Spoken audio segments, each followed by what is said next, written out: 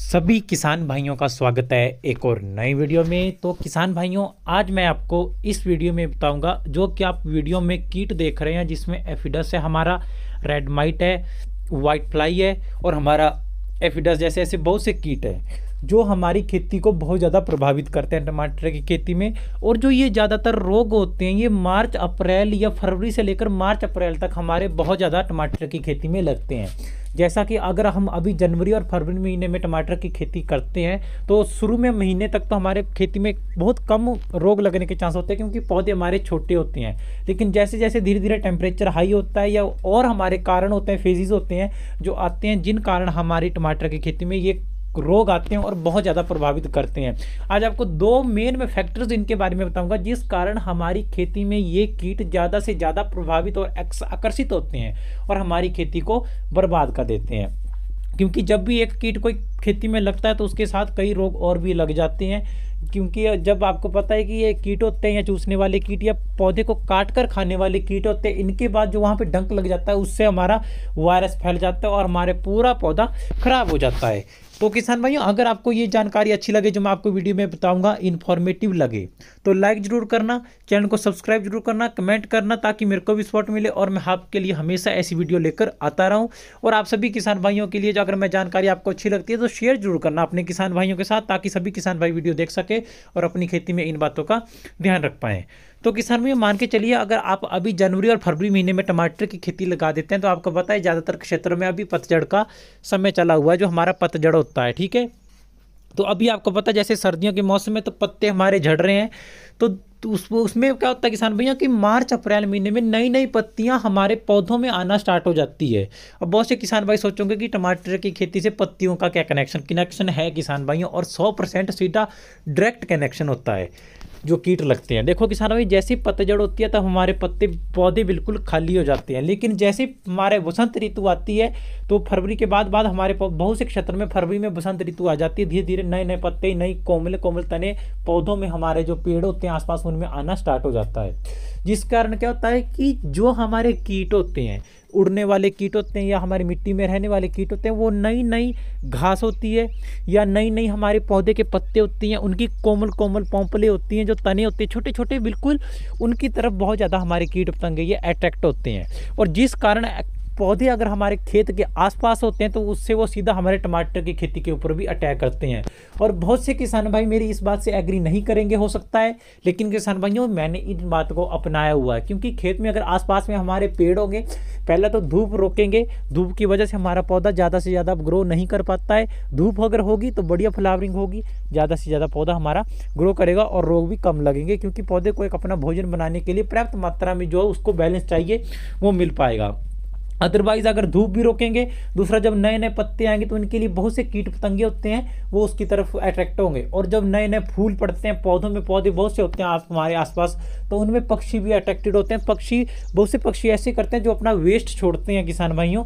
ठीक है, तो वेस्ट के रूप में वो कीड़े छोड़ते हैं, वो कीड़े हमारे पौधों के पत्तों को लगते हैं और पत्तों से सीधा वो हमारी खेती पे अटैक कर देते हैं। ये ज़्यादातर एफिडस हो गया, ये वाइट फ्लाई हो गया, आप सभी ने देखा होगा, थ्रिप्स हो गया, ये बहुत से पेड़ पौधे पे होते हैं जिससे कि हमारी खेती बहुत ज़्यादा प्रभावित होगी। तो मैं आपको यही रिकमेंड करूंगा कि पेड़ तो नहीं काटिए, लेकिन जो खेत में ज़्यादा आपको दुखी कर रहे हैं, एक तो हवा रोक रहे हैं, दूसरे पोषक तत्व होते हैं उनको भी खींचते हैं, पानी की व्यवस्था को भी खींचते हैं, उनको आप काटिए। ठीक है, और दूसरा जो सबसे बड़ा कारण होता है इन रोगों का किसान भाइयों, तो बहुत से कीट ऐसे होते हैं किसान भाइयों, वो सिर्फ खरपतवार को खाते हैं और खरपतवार की तरफ अट्रैक्ट होते हैं। और अगर हम जब भी टमाटर की खेती करते हैं, जब भी आपके खेत में खरपतवार हो, खरपतवार कभी भी नहीं होना चाहिए, क्योंकि खरपतवार की तरफ अट्रैक्ट होते हैं। जो जैसे माइट हो गया, माइट ऐसा होता है किसान भाइयों, ये बहुत से खरपतवार को लगता है, बहुत से खरपतवार को खाता है, जिससे क्या होता है कि वो खरपतवार आपके खेत में होगा तो वहाँ पर माइट अट्रैक्ट होगा, उससे आपकी टमाटर की खेती को प्रभावित करता है।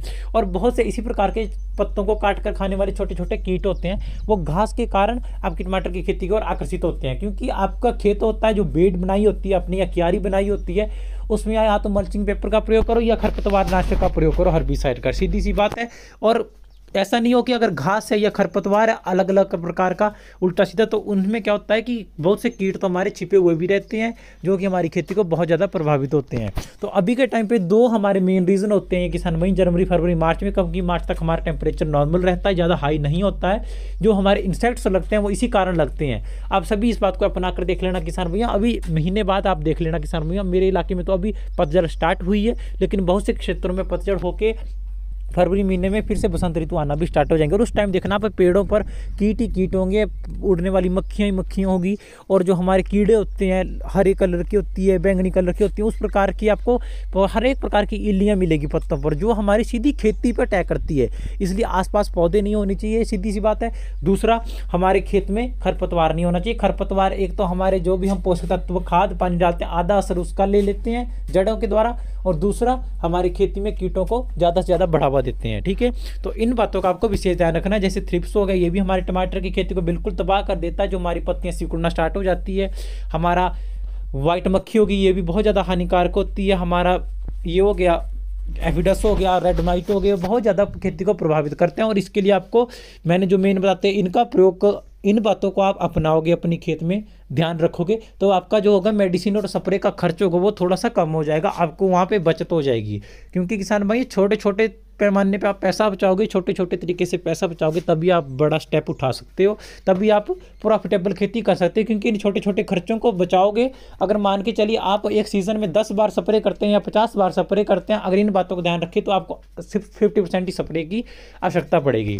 और बढ़िया स्प्रे जो इंसेक्टिसाइड्स आते हैं हमारे, जैसे थ्रिप्स के लिए आप, और थ्रिप्स, इल्ली और कैटरपिलर के लिए, इन सब के लिए आप एक्सपॉन्स का प्रयोग करो, जो DBSF की कंपनी की आती है एक्सपॉन्स, उसका प्रयोग कर सकते हैं। बाकी इंसेक्ट मक्खियों के लिए अलिका का प्रयोग कर सकते हैं, आप कंट्रोल का प्रयोग कर सकते हैं, या बायर कंपनी की आती है हमारे और मेडिसिन, उनका भी प्रयोग कर सकते हैं।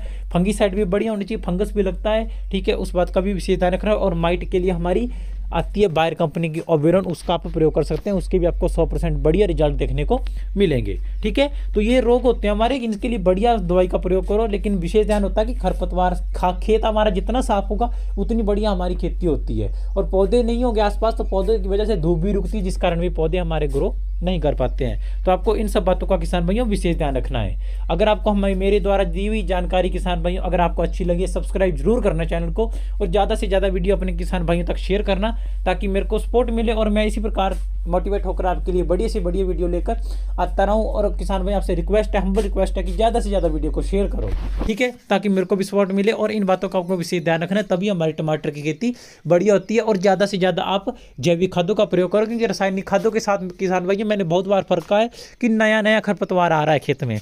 वो कहाँ से आ रहा है? वो जो आप बीज आते हैं, ठीक है, दूसरा हमारे खाद इस्तेमाल करते हैं, उनके द्वारा नया नया खरपतवार भी आ रहा है। बहुत से सिर्फ 5% इस बात से मेरे किसान भाई एग्री करेंगे, क्योंकि जिन्होंने ये बात परखी होगी कि नया नया खरपतवार हर साल खेतों में कैसे आ पा रहा है, जबकि ना कोई पक्षी ने वहाँ पे छोड़ा है, ना कोई आसपास ऐसा है। क्योंकि वो आता है हमारा जो हम बीज यूज़ करते हैं, आज के टाइम पे आपको पता है मिलावट का काम आता है, बाहर से इंपोर्ट एक्सपोर्ट होता है माल, वहाँ से या खाद्य होती है, उनकी वजह में मिलावट होती है, वो हम उन कारणों की वजह से हमारी खेती भी प्रभावित होती है। तो आपको बढ़िया हर्बिसाइड हो गई, बढ़िया दवाई दे के परख के, किसी भी प्रकार का कोई भी आपको खेती बाड़ी से काम करना तो सोच समझ के करना चाहिए किसान भाइयों। और विशेष ध्यान रखें कब कि अभी जनवरी फरवरी में टमाटर हमके बहुत जगह बहुत स्थानों पे हमारे टमाटर लगाने स्टार्ट हो चुके हैं। तो बढ़िया तरीके से खेती करो, बढ़िया स्प्रे का प्रयोग करो, तभी आप एक प्रॉफिटेबल बढ़िया खेती कर सकते हो। तो आपको इन सब किसान भाइयों बातों का विशेष ध्यान रखना है। तो मिलते हैं किसी नई वीडियो में। आज की वीडियो में आपके लिए सिर्फ इतना ही, ज़्यादा से ज़्यादा वीडियो को शेयर जरूर करना, ठीक है किसान भाइयों। तो इंसेक्ट्स है, इनके लिए इंसेक्टिसाइड बताई मैंने, उनका आप प्रयोग करो, आपको बढ़िया रिजल्ट देखने को मिलेंगे किसान भाइयों। तो मिलते हैं किसी नई वीडियो में।